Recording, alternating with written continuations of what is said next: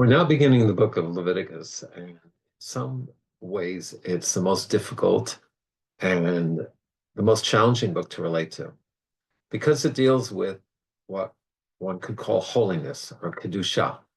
The word kodesh appears over 160 times in this book, and slightly over a dozen in Genesis and in Deuteronomy. So what is holiness? It's something very amorphous and very difficult to relate to make tangible. And so in a sense, one could say what this book does, which begins with the theme of sacrifices in the temple, or the Mishkan, the portable temple, which we just read the description of how it was built and that Moshe put it up in the desert for the Jewish people. And Maimonides tells us that this place, which was we're told where God will dwell, was a way to capture the experience of Mount Sinai. Rabbi Jonathan Sachs tells us that the prophetic, the experience of God, is in the moment, and it's inspirational, and it's elevating, but once it's gone, one no longer has it. And so what the priestly voice, and I'm reticent to use that word because of its associations with Christianity, but let's say Kohanim, the Kohan voice. The voice of the Kohen is to take the inspirational and to bring it into life and into the daily. And that is often done with, and once again, another word which I don't like using, ritual, but with an order of service that was done for God. And that's what really this was about. Now, the type of service that was done is also difficult to relate to. First of all, because it was done with animals. Now, the idea of giving offerings or giving sacrifices is not alien to us. You love someone, their birthday comes up, you want to give them a gift. What are you doing? You're showing, I'm taking of my resources, I'm taking myself, and I'm offering it to you. I'm extending myself. And so in a sense, one could view that that is what was done in the temple. That's what the Jews were given the opportunity to do, was to come close to God, to create a relationship by giving to the other. And we also have to remember that in ancient Israel, we were farmers, and farmers didn't just work the land, but often had cows, sheep, goats, birds that they domesticated. In fact, before we were farmers, we were nomads, the patriarchs and matriarchs. And so animals were part of Jewish life. So here we have a relationship with an area of life that is very different for us. How do we relate to animals, either as a domestic pet or as a steak of meat that we buy in a supermarket wrapped in cellophane on a styrofoam board? So we have to understand that their relationship was different. Now, they could also bring wheat offerings, and we'll talk about that, but let's talk about animal offerings first.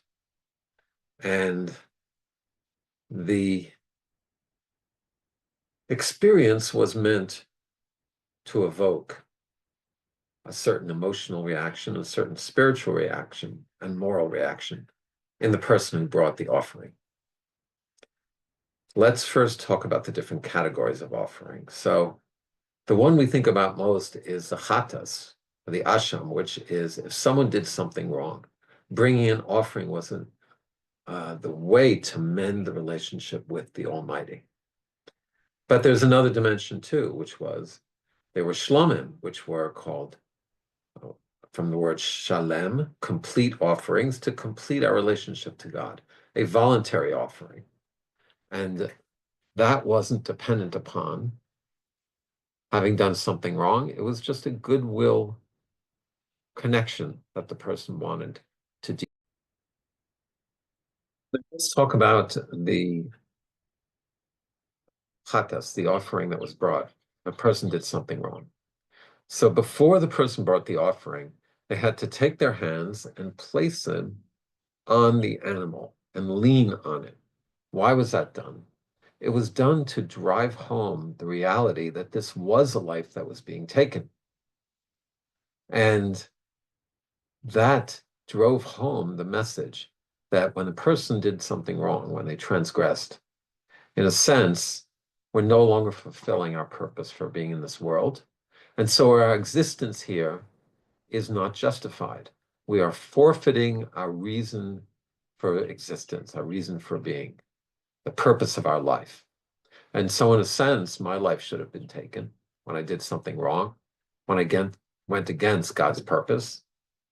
But what is happening is what we could call a cathartic experience. Nachmanides says that the person was meant to feel, instead of my life being taken, the animal life is being taken.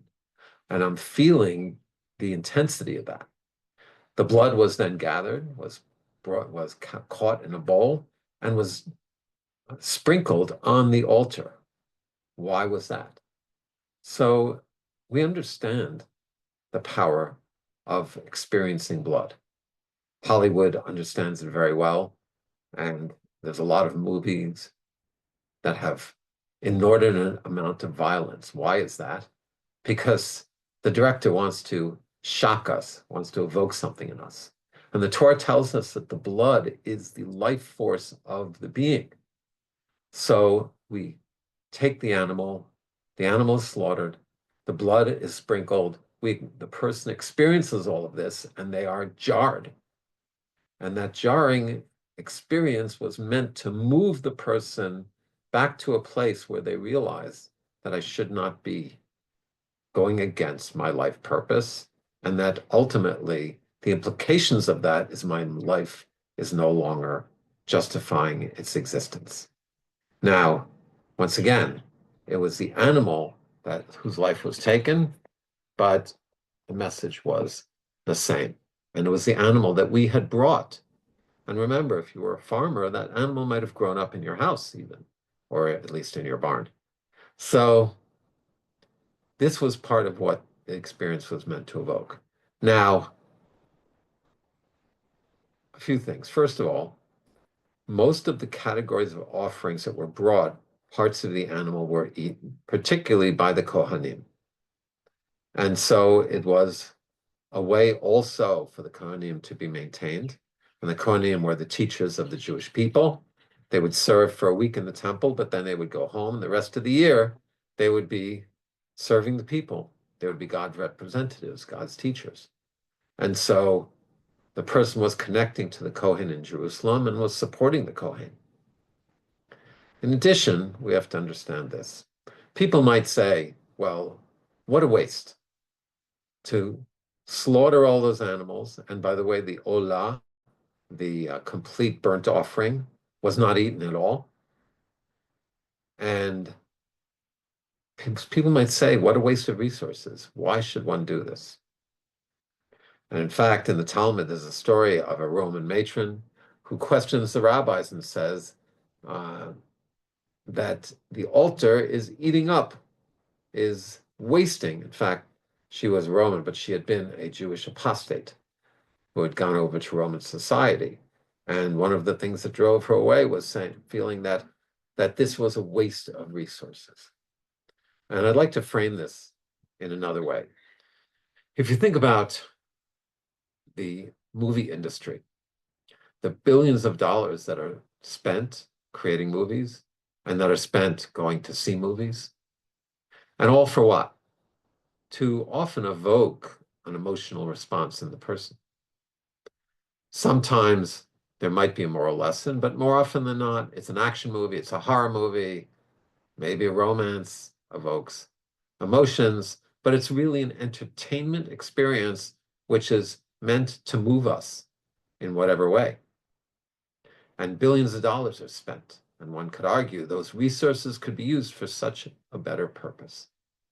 So here in the temple, where the offerings were brought, those resources were used not just as an entertainment, but hopefully as a moral shift, hopefully to elevate the person, to fix the wrongs they might have done, to connect them to the Almighty, And so from a Torah point of view, that would be the best use of resources, even more important maybe than our physical maintenance, and certainly more than our physical luxuries. So this is how we need to look at it and frame it. Now, let's talk about this idea of bringing an offering. The Hebrew word that's used is called karban, the root of which, Rabbi Hirsch explains, is lakarev, to bring close. So this was meant to bring a connection between the person and the Almighty. And once again, the prophetic, inspirational, transcendent religious experience might leave us with a high, but then it's gone.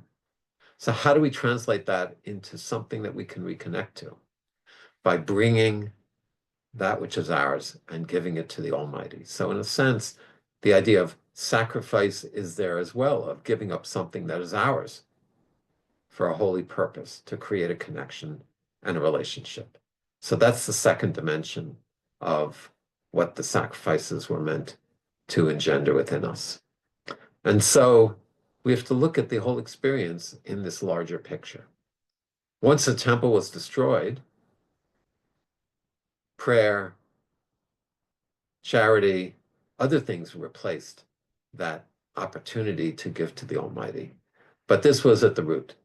Now, there is a discussion, and Maimonides brings this up in the Guide for the Perplexed, where he points out that animal offerings were common in the Middle East. This was the way of religious worship amongst idolaters as well.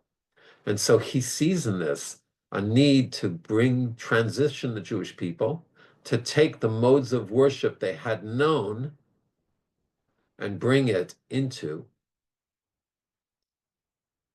a holy Jewish worship of God, to take the idiom that they knew and allow them to use it for their relationship with the Almighty.